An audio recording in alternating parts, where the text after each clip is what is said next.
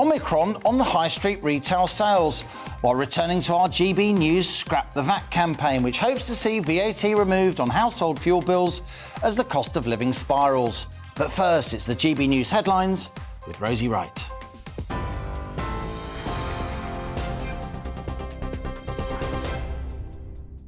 A very good afternoon to you. It is 1 minute past 1. I'm Rosie Wright here in the GB News newsroom. Let's get you up to date. The Health Secretary says the isolation period for people who test positive for COVID-19 in England will be reduced from 7 days to a minimum of 5 full days. The changes come into force on Monday and apply to those who are double jabbed. Sajid Javid says official data shows 2/3 of patients are no longer infectious after 5 days, and testing will help identify those who can leave isolation early. After reviewing all of the evidence, we've made the decision to reduce the minimum self-isolation period to 5 full days in England. From Monday, people can test twice before they go, leaving isolation at the start of day 6. Boris Johnson has cancelled a visit to a vaccination clinic in Lancashire today because a family member has tested positive for coronavirus. There are growing calls for the Prime Minister to quit, including from the Scottish Conservative leader Douglas Ross. The Prime Minister apologised yesterday for attending a bring-your-own-booze party in the Downing Street Garden in May 2020, when the country was in lockdown. Well, voters in Lee in Greater Manchester are divided on whether Mr Johnson should stay in his job. We'll look back at this and we'll probably say, you know, he's done a good job in the circumstances he was in, but could he have done things better? Yes, he could. Has he made mistakes? He certainly has. He sounded all right at the beginning, but he's not now. He's just contradicted every rule he's made for everybody else to follow, but not doing it himself. I think he's doing so bad with all this corona and that. I don't think he's done so bad. It should be an example. If he could go to a garden party, why couldn't I serve my customers? Scotland's First Minister has been taking questions from MSPs in Holyrood over the financial support for businesses in the pandemic. We can find out more. Our reporter David Donaldson is in Edinburgh for us this afternoon. David, very good afternoon. What has Nicola Sturgeon had to say? Well, she's been grilled by the Scottish Conservative leader Douglas Ross. Of course, he's calling for Boris Johnson to resign, about the money for businesses and the financial support for businesses across Scotland, which was promised before Christmas but has yet to arrive. Nicola Sturgeon responded by saying that money will be rolled out. We've heard from nightclubs here, the nightclub industry, still saying the money is slowly trickling through, but not quick enough. So, yeah, a big debate about that today. Anna Sarwar, the Labour leader in Scotland, had a go about, obviously, about NHS health issues as well. So she's been getting it from all angles, really. But, of course, the big story here is the Conservative leader, Douglas Ross, calling for Boris Johnson to resign. And that's certainly one that's going to be ongoing throughout today and the next coming days. And we'll be following developments. Davey, thank you very much. Now, England's Deputy Chief Medical Officer, Jonathan Van Tam, is leaving the role at the end of March. He's been one of the key scientific figures during the coronavirus pandemic and was recently knighted in the New Year Honours List. The Prime Minister has thanked him for his invaluable advice. Prince Andrew faces the prospect of giving evidence in court later this year in New York. It's after a US judge threw out a motion to dismiss a civil sex abuse case against the royal. The judge ruled a 2009 agreement between his accuser, Virginia Giuffre, and convicted sex offender Jeffrey Epstein didn't extend to the prince. Ms Giuffre is suing Prince Andrew over claims he sexually assaulted her when she was 17. He denies all of the allegations. An attorney who represented 20 of Epstein's victims, Gloria Allred, says testifying under oath won't be easy for Prince Andrew. He's going to have to do a risk analysis, Prince Andrew. And, of course, there's not going to be a settlement unless Virginia offers to settle and gets what she thinks she should get for a settlement. Her lawyers also have to assess the risk to her if she doesn't settle. France has lifted its ban on UK holidaymakers. The French tourism minister says thousands of people who booked ski trips will now be able to hit the slopes from tomorrow. Fully vaccinated travellers will require, though, to have a negative COVID test within 24 hours of departure. They won't have to self-isolate when they get to the country. There's a warning. The care system for disabled and older people is under grim and relentless pressure during the pandemic. The National Care Forum, which represents not-for-profit care providers across the UK, says existing staff shortages are being exacerbated by absences caused by the Omicron variant of coronavirus. The government says it is providing more than £460 million to help recruit and retain care staff. Tennis player Novak Djokovic has been included in the Australian Open first-round draw, despite Australia still considering cancelling the player's visa. The Serbian was drawn against his fellow countryman, Milan Medvedev, in the first round. The draw was postponed for 75 minutes without explanation. A decision from Australia's immigration minister on whether the world number one can stay in the country isn't expected until Friday. You're up to date here on GB News. I'll bring you more as it happens. Right now, On the Money and Liam.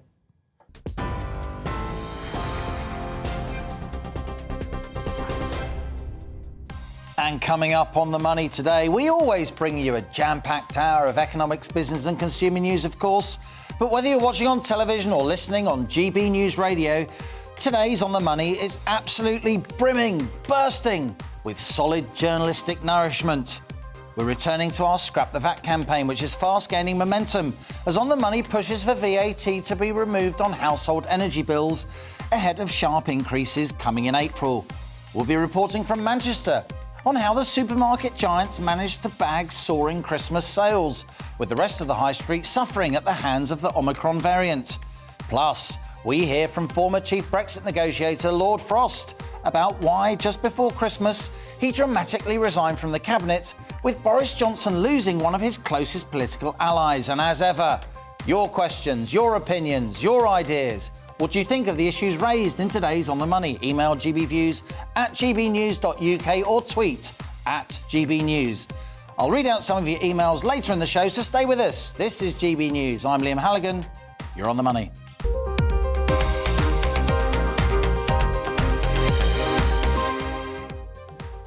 Now, before we get into the show proper, here's a little hors d'oeuvre. Today in New Delhi, the start of formal trade talks between the UK and India will be announced.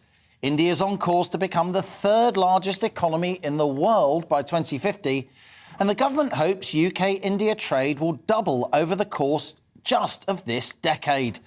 The UK and India have extremely close historic and cultural ties, of course. And ministers view the prospect of a free trade deal with India, something the EU has never been able to negotiate, as a golden opportunity. Here to discuss this is the UK's International Trade Minister. It's Ranil Jayawardena.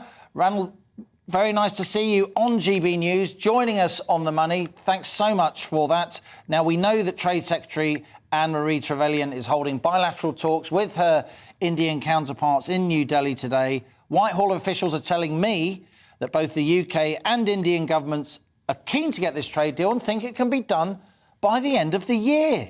Is that really possible? Well, Liam, great to join you. And you are absolutely right that this is a golden opportunity to forge a much stronger Anglo-Indian economic partnership. And we are delighted to officially kickstart those negotiations with India, because we are able to not only to double our trade, I think, by 2030, but also make sure that we are refocusing the whole of Britain's trade on the Indo-Pacific, where, of course, half of the world's people live and 50% of global economic growth is produced. So this is part of the Prime Minister's Indo-Pacific tilt, and I'm confident that it will deliver benefits as we level up every community across the country. Now, in terms of when this deal can be done by, I'm committed to negotiating this agreement as soon as we possibly can, but we never set an artificial deadline, because we must always put the British national interest first. So, of course, we'd have an aspiration to negotiate this quickly. Of course, we'd love to be able to do this by the end of the year, but not if it doesn't meet the needs of the British people. Minister, believe it or not, I'm a veteran of various international trade talks over the years, and I know the Indians, they know how to negotiate, very, very canny in those smoke-filled rooms.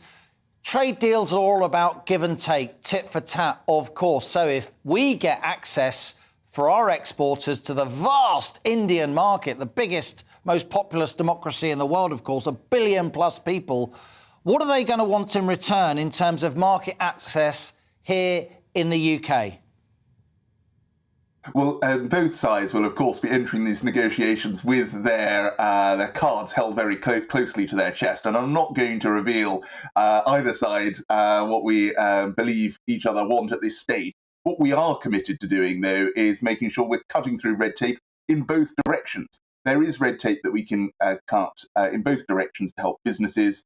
We're already benefiting from the fact that we are one of the most open economies in the world. We've secured huge amounts of Indian investment in sectors across the country, including in the automotive sector, for example, in the West Midlands, which is much loved and creates many thousands of jobs. But we also want to secure those benefits in India. And I'm committed to supporting the Scotch whisky industry in breaking down the 150% tariff and tax on Scotch whisky being sold into India, or indeed for those cars that are exported, those British-made cars, that 125% tariff applies on them. So there are going to be opportunities to slash tariffs and cut through red tape in both directions. But this is the start of a process, and let's see where it takes us. Indeed, of course, huge ties between these two countries anyway. As I said in my opening to this interview, cultural diaspora here from India in the UK, hugely successful, entrepreneurial, big contribution to our economy for generations now. You got the likes of JCB, an UK flag bearer with several factories in India and more to come. It seems to me it's basically going to be the Brits get to export their world-class service industries to India, and India gets access to our agricultural market. Is that roughly right? And how is this deal going to help people watching this show in the North and the Midlands who keep thinking that the government has got nothing to say on levelling up?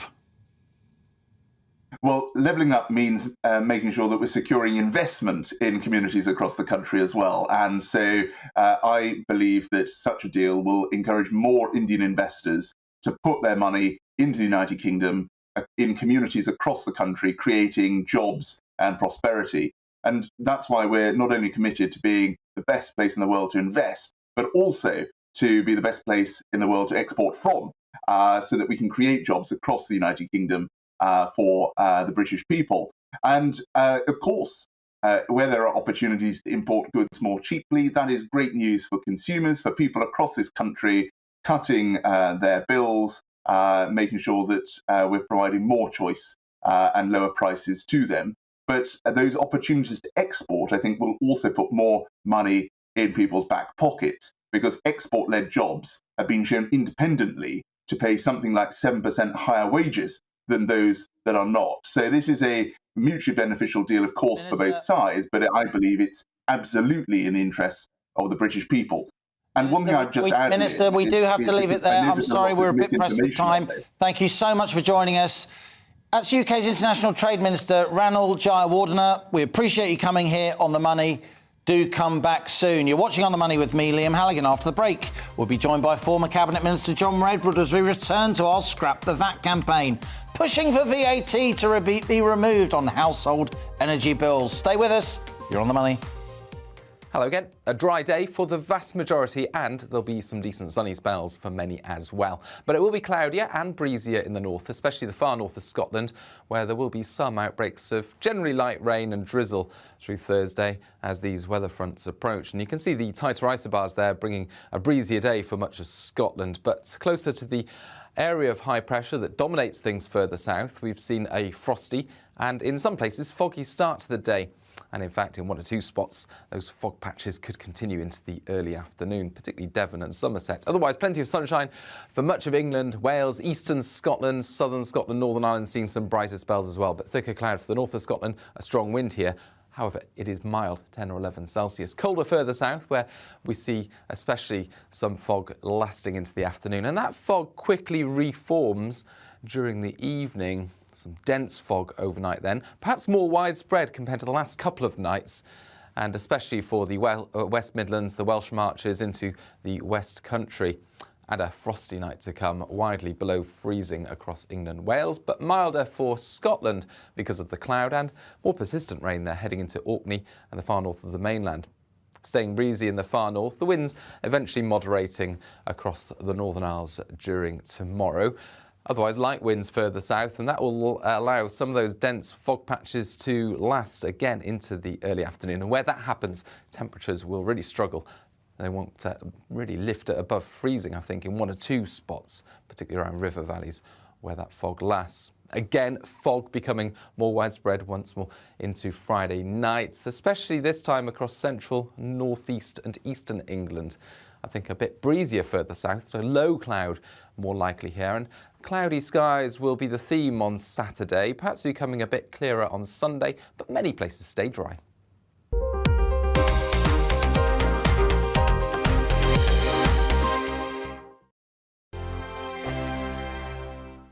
Hello there, I'm Eamon. And I'm Isabel. And you're watching the GB News digital stream across the United Kingdom. And around the world. If you're here in the UK, you can also watch us on your TV screen. GB News is Freeview channel 236. On Sky, we're channel 515. 626 on Virgin Media. Just remember, you might need to retune your TV to watch the channel. Yeah, and if you are doing that, find out more about retuning by going to gbnews.uk.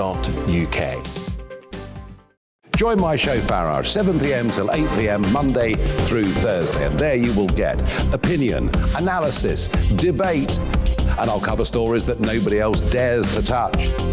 And then for the last 15 minutes, talking pints. We're over a drink. We have a civilized conversation with someone. We very often disagree, but we do it in a grown-up way.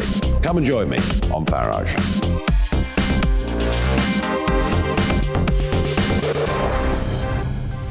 I'm Dan Wootton. Join me Monday to Thursday from 9 to 11 for the feistiest and most fun news debate on TV, where free speech reigns. I'll bring you a sharp take on the day's biggest stories, bombshell newsmaker interviews, and A-list guests.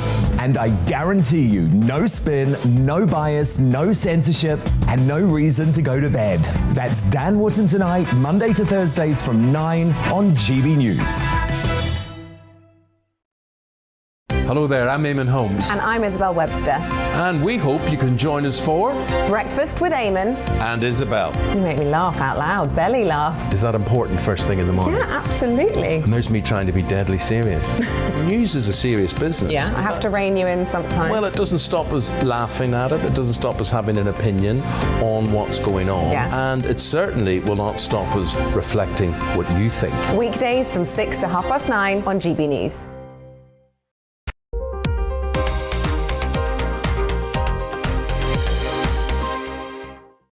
And welcome back. You're on The Money with me, Liam Halligan. Now, on Monday, as regular viewers know, On The Money launched the very first GB News campaign.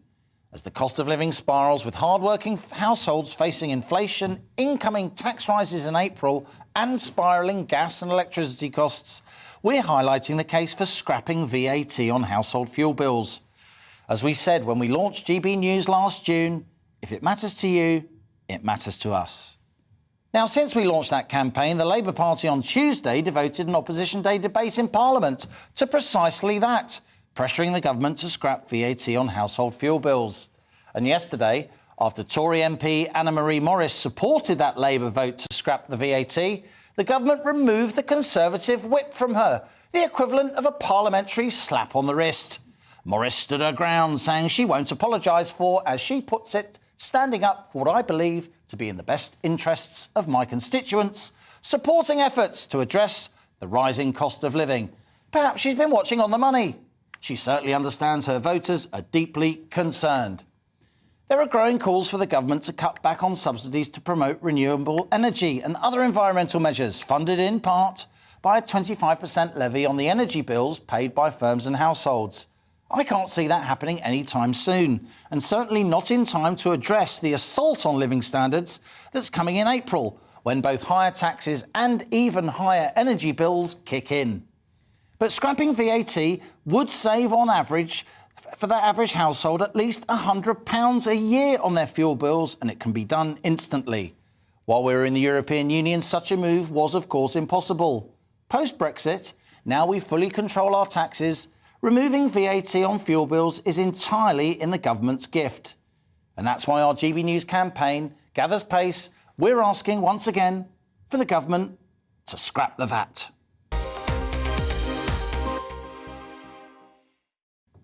Here on The Money, we have grown-up discussions with people who really know their stuff. Today, I'm delighted to be joined by Joel Lewis. He's the policy manager at Age UK. We got the Investment Trust Director and Money Week columnist, friend of the show, Max King. And, of course, there's Miss Moneyback Pie herself. She's back. Can't keep her away. It's Jasmine Birtles. But before we jump into that discussion, let's hear first from former Tory Cabinet Minister John Redwood, the MP for Wokingham. John, very nice to see you. Thanks again for joining us here on The Money. What's your view on whether or not the UK government should scrap the VAT on household energy bills? Yes, please. And while they're doing it, I think it's a no-brainer that they should scrap the VAT on green products. You would have thought this government that wants to be greener than anywhere else in the world would have taken VAT off boiler controls and insulation and other green products on day one when we were free to do so. But I'm still pressing them to do so. And I would throw in a third tax reduction. I would cancel the national insurance increase they've put in for April. The squeeze is going to be far too big. It will be damaging to the economy, damaging to many households who will find it difficult to afford all the bills. It will cut their ability to spend on discretionary items. So it will hit again the restaurants and the hotels and the domestic holidays. And it's not a good idea. We haven't had a sufficiently strong recovery yet. We need to promote more economic recovery. We don't want it sandbagged, government, by a whole load of tax rises. You highlight there, John, the rise in employer and employee national insurance contributions, the freezing of basic and higher rate tax thresholds coming in from April. They're now being, even though they've been pre-announced last year by Chancellor Rishi Sunak, those tax rises are being openly questioned by cabinet ministers, not least by Leader of the House, Jacob Rees-Mogg. And it's clear, even though Boris Johnson said removing VAT on fuel bills would be a blunt instrument, that the Prime Minister and Chancellor are now considering doing exactly that. How much do you think the Prime Minister needs to do something to show ordinary voters and Tory backbenchers that he, quotes, gets it? Well, desperately. I mean, I voted against the national insurance increase when it was put forward and went through. I warned them then that it was breaking a manifesto pledge and it would be taking money out of people's pockets at a difficult time for economic recovery. The argument then got strengthened by the huge surge in gas prices, in particular in the autumn when the wind didn't blow and we were short of electricity and had to scramble to buy gas, which should have reinforced the argument for no tax rise. As to the VAT on fuel, I strongly urge them to take it off. Had Labour put forward a simple motion saying let's cut VAT on fuel, I would have voted with Labour, as I did on national insurance. But instead, Labour tabled a very complex change to standing orders so that they could take over parliamentary agenda and the government, which didn't seem to most of us to be a good idea. In today's Telegraph, John Redwood, the former Cabinet Minister, Lord Frost, who, of course, dramatically resigned from the Cabinet just before Christmas, said that, in his view, Conservatives shouldn't be raising taxes, particularly at a time when the broader cost of living for so many households is being squeezed. Why do you think it is that his former very close colleague, the Prime Minister, isn't listening? Well, I think the Prime Minister is listening, and I live in hope that he will listen in time to ease the squeeze. I think the problem lies in the Treasury. The Chancellor seems to accept the advice he's being given. I think he's being given extremely bad advice throughout, as was his predecessor. The Office of Budget Responsibility has been wildly inaccurate in its forecasts of debt and deficit. They've always been, up until this point, far too pessimistic. One of the points I keep making to the government is that in the first half of this financial year, the budget delivered 50 billion more in revenues, 50 billion less borrowing than the OBR forecast just a month before the year began. That shows how totally inadequate and wrong their forecasts are. And the government put on this extra taxation to raise 12 billion in the case of national insurance. And yet the OBR were underestimating the revenue take by about 50 billion on everything else. So they shouldn't take advice from these people. They should make their own judgments based on looking at a range of forecasts. And the forecasts were too pessimistic in March.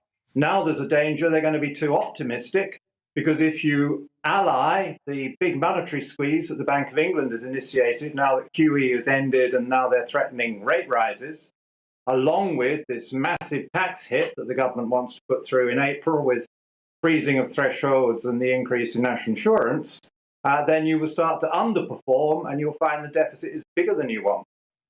So you're saying, John, and in my experience, you know, few backbench MPs know their way around Westminster and Whitehall better than you, or ask more penetrating analytical questions. Are you now saying that you think the Prime Minister and the Chancellor, either together or apart, are actively considering not going ahead with those April tax rises that have already been announced?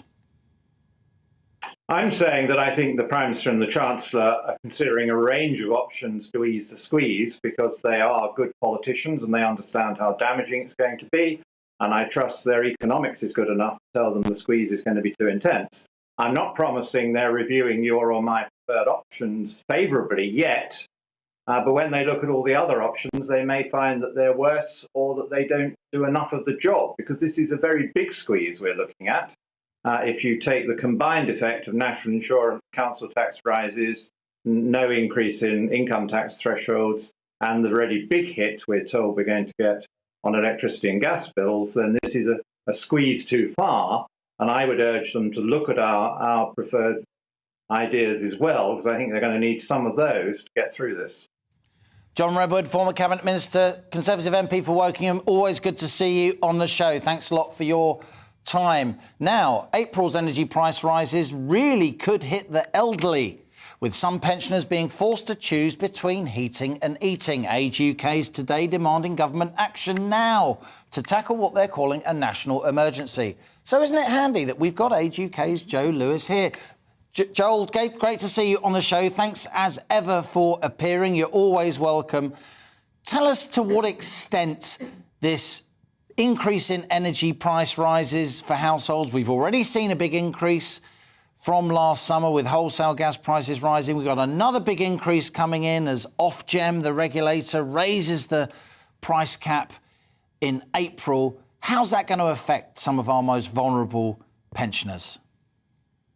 Well, Liam, we're in a crisis right now. As you mentioned, bills went up by 12% in the autumn. People have been struggling over the last few cold months with increased bills. Now they're hearing news about bills going up by 50% in a couple of months' time. And now people are struggling and they're thinking, I need to ration my energy usage. I need to ration the heating that I put on because I'm so worried about the increases of my bills are going to happen in a couple of months' time. And so that's why it's crucial government acts now to give them confidence to keep the heating on during the coldest months. And so they can, stay warm and well at home, really. It strikes me, I mean, that energy is a necessity. It's not a luxury. For an elderly person, you might not be particularly mobile. It's not like they can get up and do some star jumps, as one energy executive said they could do earlier this week when it gets really, really cold. They do have to have the heating on, in some senses, to stay alive. To what extent would removing VAT on household energy bills help make that happen? We think that's a really necessary measure for the government to do. It's something that we're calling for. We share, GBNews' campaign on that issue.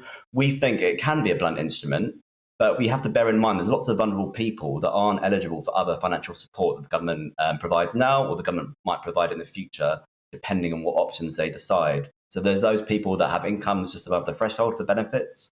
There's those people that are eligible for benefits, but they're not claiming them for whatever reason. And if you just think about that, those are people that are eligible for low-income benefits that are not claiming them. That means they're really vulnerable. As you mentioned, older people feel the cold more. They have health conditions impacted by the cold.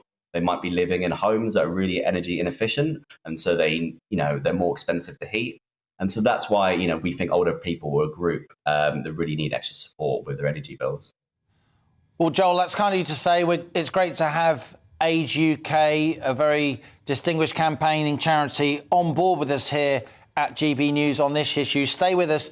Jasmine, turning to you, as Joel touched on there, yes, of course, there's a winter fuel allowance for the most vulnerable households, but then there are people who are just above the most vulnerable, who are cash-strapped already, living day to day, as you know, from all the correspondence you have with people via your website. They haven't got savings, really, paycheck to paycheck. If the energy price cap is raised from £1,277 for the average household per year, where it currently is, we think to over £2,000 in April, looking at how wholesale gas prices have panned out in recent weeks and months. An awful lot of people who can't access benefits are going to need help. Yes, I mean, as you say, it's a no-brainer, really, because you said earlier that it would be £100 that you would take off the average. Yeah, 5% of £2,000 over a year is £100. Exactly. Better than a kick in the teeth. Well, it is. You know, £100 is £100, and even if you are on a half-decent salary, then still £100 is a big help. And if we could take off the extra 25% as well, that would be even better. But certainly the VAT one, as you say, is an easy one for government to do. They can do it temporarily. They can put it back, say, in a couple of years' time. But just for the moment, it would really help. Max, you and I always have very analytical discussions. Over many years, we've discussed policy intricacies. What do you think of scrapping VAT on fuel bills? Well, I agree very much with the Ronald Reagan dictum that I never met a tax cut I didn't like. Okay. But I do think that the government should be focusing its attention on reversing the national insurance increase and unfreezing personal allowances. I see. First. So I'm certainly not sure at all about cutting VAT on fuel. What the government should have been doing for the last 10 years is using the opportunity of low fuel prices, low petrol and low gas prices, to put up the tax. That would have reduced firstly, it would have reduced the fiscal deficit at the time. Secondly, it would have stopped an artificial reduction in the inflation rate, which is now causing a partially artificial increase in the inflation rate. And much more importantly, it would have given them the elbow room to now reduce taxes in order to soften the blow of rising energy prices. And the trouble is that we always think that governments only think until the next election, and that's absolutely not true. They don't think nearly that far ahead. Max, stay with us. We're going to come back to this discussion after the break. And Jasmine and Joel, you're watching On the Money with me, Liam Halligan. We will continue this debate with today's guests. Plus, we hear from former Chief Brexit negotiator Lord David Frost about why he dramatically resigned from the Cabinet at the end of last year. But first, the GB News headlines with Rosie Wright.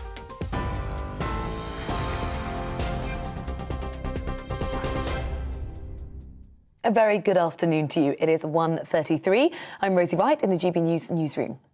The Health Secretary says the isolation period for people who test positive for COVID-19 in England will be reduced from 7 days to a minimum of 5 full days. Well, the changes come into force on Monday and they apply to those who are double jabbed. The government had been under pressure to bring the situation in England into line with the United States, where the isolation period there is already 5 days. Boris Johnson has cancelled a visit to a vaccination clinic today. Downing Street say it's because a family member has tested positive for coronavirus. It's as he's facing growing calls to quit as Prime Minister from some senior Conservative MPs, including the Scottish Conservative leader Douglas Ross. He apologised yesterday, Boris Johnson, for attending a bring-your-own-booze party in the Downing Street Garden in May 2020 when the country was in lockdown. England's Deputy Chief Medical Officer, Jonathan Van Tam, is leaving his role at the end of March. He's been one of the key scientific figures during the coronavirus pandemic and was recently knighted in the New Year Honours List.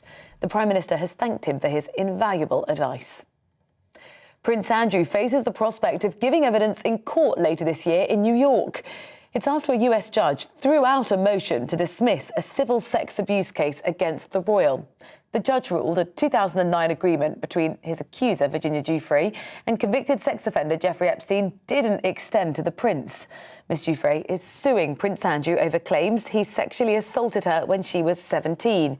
He denies all of the allegations. A new report has found that England's rivers are filled with what's been described as a chemical cocktail of sewage, agricultural waste and plastic. It's the finding from a group of cross-party MPs who say the waterways are a risk to public health and nature. Parliament's Environmental Audit Committee blamed England's dirty water on chronic underinvestment and multiple failures in governance. You're up to date here on GB News. I'm on your TV, online and DAB Plus radio.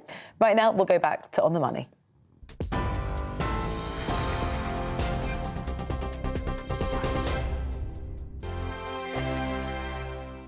Hello there, I'm Eamon. And I'm Isabel. And you're watching the GB News digital stream across the United Kingdom. And around the world. If you're here in the UK, you can also watch us on your TV screen. GB News is Freeview channel 236. On Sky, we're channel 515. 626 on Virgin Media. Just remember, you might need to retune your TV to watch the channel. Yeah, and if you are doing that, find out more about retuning by going to gbnews.uk.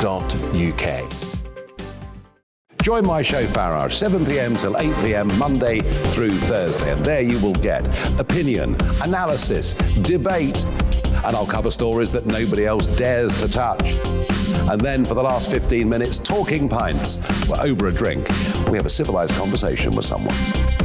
We very often disagree, but we do it in a grown-up way. Come and join me on Farage.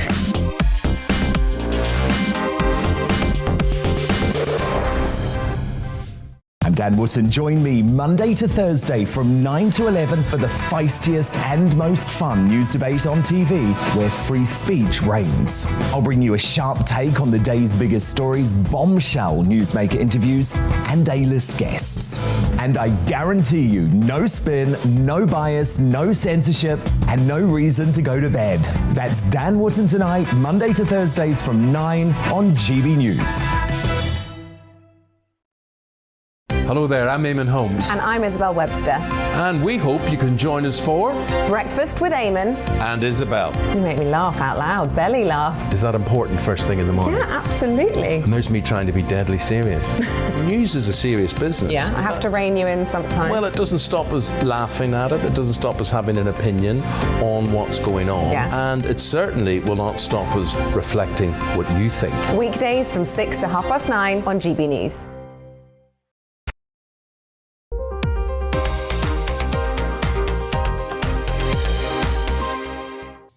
Welcome back. You're on the money. We're discussing today the ongoing GB News campaign to scrap the VAT on household fuel bills.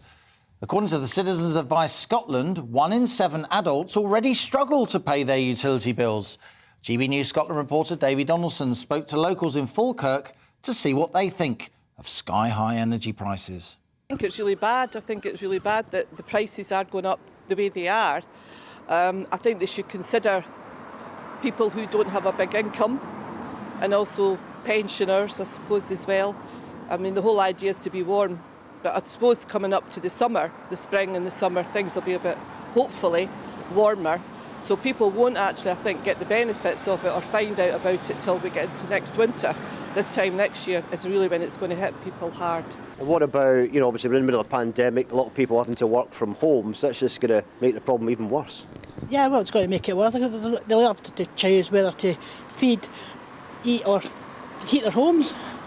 And it's going to be a choice when it comes down because it's still winter. You need heat. Well, for people like myself that are on benefits, it's quite disturbing. Got to keep the money aside for emergencies, for it happening, but I don't know. I've got to be honest, I don't know how it's going to hit me yet. I think it's absolutely ridiculous. It's scary. Everything's all going up. Our wages aren't they? And at this moment, I'm not even working, so I don't know where I'm going to find the money to pay for all this, eh? It's like the big cat's getting richer and we're getting poorer.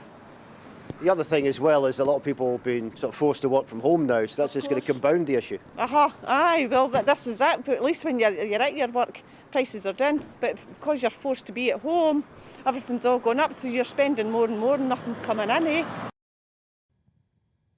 GB News viewers there talking to Davy Donaldson, our Scotland correspondent in Falkirk. Well, my expert panel's still with me.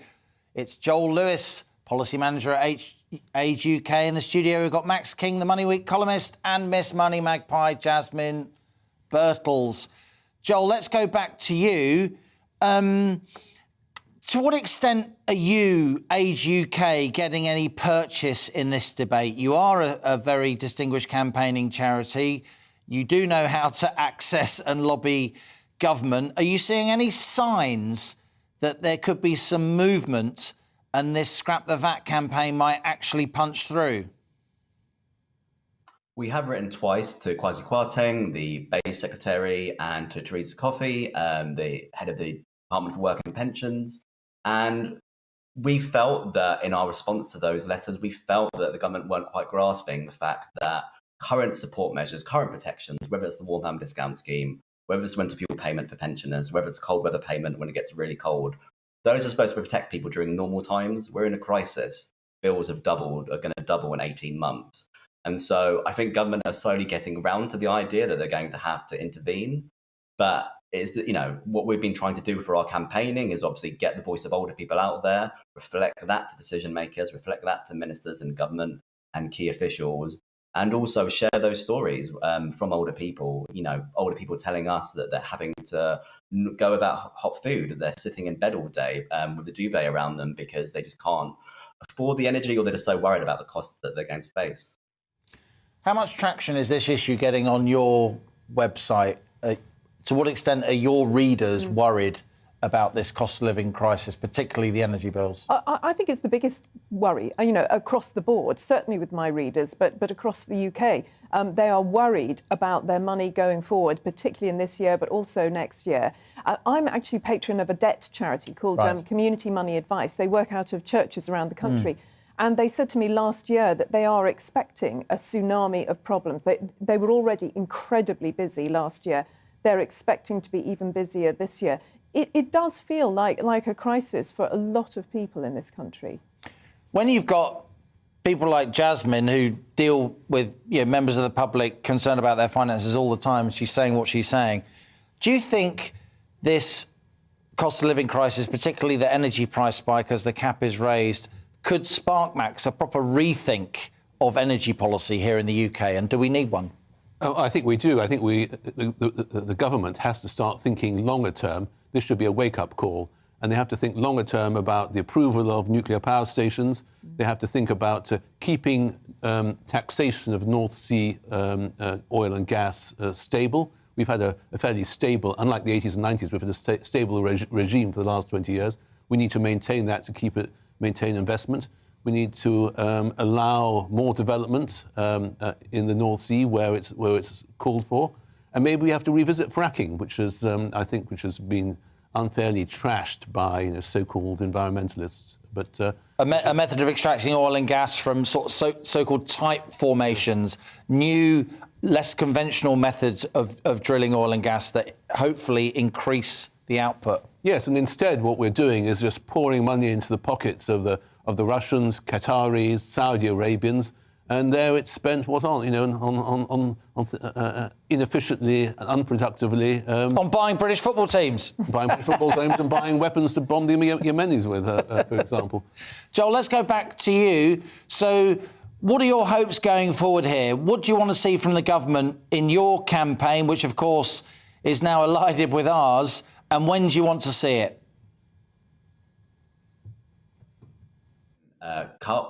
That to be cut from everyone's bills for the rest of the year, and at least the rest of the year. And the easiest way of doing that is cutting the price cap by 5%, to ensure that price cut is actually passed on to everyone's homes out there. We believe that people, such as those on low-income benefits, need additional support, and so that's why we've called for payments of up to £500 for those eligible for the cold weather payment.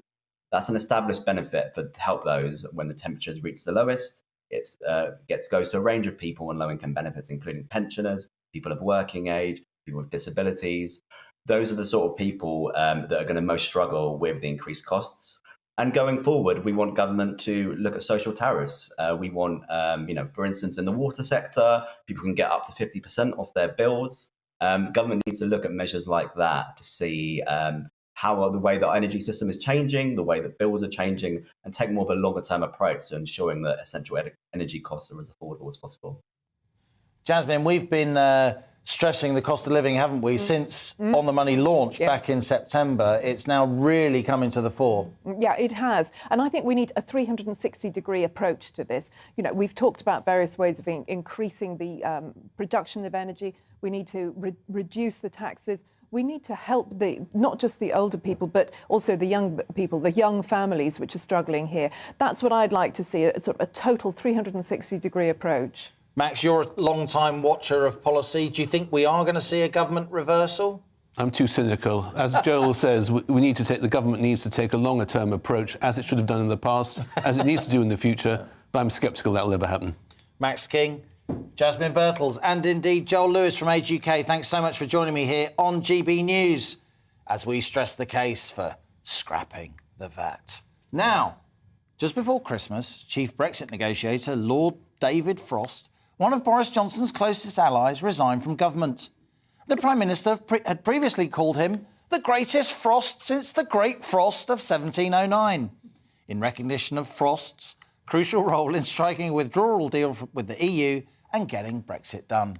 Since leaving government, Lord Frost has remained relatively quiet, but he has given an interview to me for the Telegraph's Planet Normal podcast, which I co-present. And it's courtesy of the Telegraph we can bring you some of the clips of that interview here on GB News. So first, David Frost explaining that it was the government's recent Plan B restrictions reintroducing masks in England and backing vaccine passports that caused him to resign. So on COVID, I mean, that was the reason I resigned. That's what took me out of the government in December. I didn't agree with the Plan B measures, masks, vaccine passports. That's what forced me out. I think, honestly, people are going to look back at the last couple of years globally and see lockdown as a pretty serious public policy mistake. I think in this country we've had a slightly less bad form of it than in others, so we'll probably come out kind of relatively positively, but this is a huge public policy error, I think, is how it's going to be seen. Lord Frost went on to explain to me why he felt lockdowns are counterproductive, describing some measures we've endured as, quotes, COVID theatre, and how he understands why recent reports of parties in Downing Street during lockdown, particularly drinks in the number 10 garden back in May 2020, have made so much of the public very angry. Totally get why they are, and I think they have reason to be. Obviously, Sue Gray is looking into this, and there couldn't be a better person, I think, to do it, and I suppose we'll have to wait and see what she concludes. I think the important thing is looking forward now, and, I'm a bit worried that the debate at the moment about COVID is about, OK, we've got a mild variant, so it's OK, and we can all go back to normal. Well, maybe the next one won't be. And I don't want to find us, I hope we won't be in the same debate about, do we go back to lockdowns if the next one is more dangerous? I would like to see the government ruling out lockdowns for the future, repealing the legislation, ending them. We can't afford it, it doesn't work. Stop doing COVID theatre, vaccine passports, masks, stuff that doesn't work, and focus on what does work, so we're ready if the next one is worse. Stuff like ventilation, antivirals, proper hospital capacity, managing it properly. That's what we need to be focusing on going forward. And that was Lord David Frost, former Cabinet Minister, talking to me on the Telegraph's Planet Normal podcast. Now, by now, On the Money viewers are no stranger to the negative impact the Omicron variant has had on recent high street footfall as the new strain spread through the country. But for supermarket giants such as Marks and Spencer's and Tesco, in some senses, lockdown may have worked to their advantage. Certainly, both retailers released reports today showing, quotes, exceptional food sales, with M&S reporting its highest ever revenue for Christmas as more customers cancelled restaurant bookings over the festive period and chose to eat at home. Well, our North West reporter Bradley Harris is at a Tesco in Lee in Greater Manchester to find out from locals just how COVID affected their Christmas shopping. Bradley, are you surprised that the supermarkets have done so well as opposed to the smaller stores? Yeah, do you know, Liam, I'm not actually that surprised that these big supermarkets like Tesco and M&S, the ones that you just mentioned there, have had a pretty cracking Christmas. I mean, when you think about it, with the Omicron variant and many people wanting to stay indoors, and actually, quite crucially, the amount of money that people have saved throughout this pandemic, and wanting to spend a little bit more to have an extra special Christmas this year, because, of course, last Christmas it wasn't so great, again, because of the effects of the pandemic. So it's no surprise that people have been hitting the big supermarkets and doing an even bigger shop for Christmas than they normally would. Of course, in Lee today, I've been going up and down the high street, finding out how their Christmas shopping went and whether the pandemic affected that. Let's just hear some of their thoughts. We went out less, I think, than we would normally do, going out over Christmas. I don't go out very much anyway, but I think as a family we went out a bit less, didn't we? Yeah. But shopping, I kept my shopping as normal, just the normal big shop before Christmas, but I didn't change the way I shopped. If you've got the Tesco's discount things, right, and you look on the prices, if you get it, you'll have so much knocked off your bill at the end of it, which is not bad, I find. Because you're saving even if it's only £2, it's there, isn't it? Yeah, I live in Tesco. I love it. Club card special. Pretty much, I just did my Christmas shop, like my big Christmas shop, used all that up on Christmas Day, and then because I'm in work all week, I just go to the market and grab something for my tea for the day, really. Not been out since COVID has started, don't go out no more. As you heard there, some people giving their thoughts on how they go about shopping. One of the big things for people, of course, with Tesco is the fact that you can use your club card to get those big money savings. Of course, what we need to look at now, though, it may be a great time for big supermarkets like Tesco and M&S, and there'll be people popping champagne and celebrating these new figures. But actually, we need to look ahead now. You know, with the cost of living rising, energy bills rising, it'll be interesting to see if people will be pinching the pennies as we head into the new year. It's an interesting development, isn't it, Bradley? I think another sort of subplot to this whole COVID high street retail story is that, remember, during the height of lockdown, the supermarkets were allowed to stay open, but a lot of those corner shops had to close, didn't they? And I've certainly seen where I live, the supermarkets becoming more entrenched, more dominant in terms of how people shop, and a lot of smaller businesses, those corner shops, those mum and pop family-run businesses suffering during lockdown. Yeah, Liam, do you know, it really pains me to see businesses closed up, and taking a little walk down Lee High Street, just chatting to some of the business owners. What's really nice to see here, actually, are loads of independent bakeries. I popped in to one of them a little bit earlier, the Buttery, who had a queue outside the door. They said that they've had a fantastic time since reopening, but there are other shops there that have been closed for 9 or so months. Just take a little bit closer look down the high street and you'll see shops boarded up. It's such a pain to see these businesses going under, not making a return. One cafe owner that I spoke to on GB News probably about 4 months ago was under the ownership of one person. I went back today to have a chat with them. In fact, they featured in the little video that we played just then. That's actually a new owner. A new owner has taken it over because the previous owner just simply couldn't afford to during the pandemic. So yes, as much as the big guys are celebrating huge profits, you've got to think about the little local independent stores that some people say are the bread and butter of Britain's high streets. Couldn't agree with you more, Bradley, Harris. And what we do here on GB News, on the money, across our network, is we like to champion those small and medium-sized enterprises. They employ the bulk of British people. They drive most of our economy. Bradley Harris, GB News, Northwest reporter, thanks so much for joining me here on The Money. And just before we finish, I wanted to bring you some thoughts from you at home on scrapping the VAT. Charles says, as a pensioner who'll be hit hardest, why not give a one-off winter fuel payment? Alan says, utilities should scrap standing charges. We should only pay for what we use.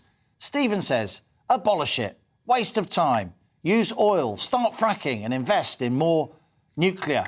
Friend of yours there, Max. Andrew says, do a one-off spring equivalent of the winter heating allowance for low tax payers.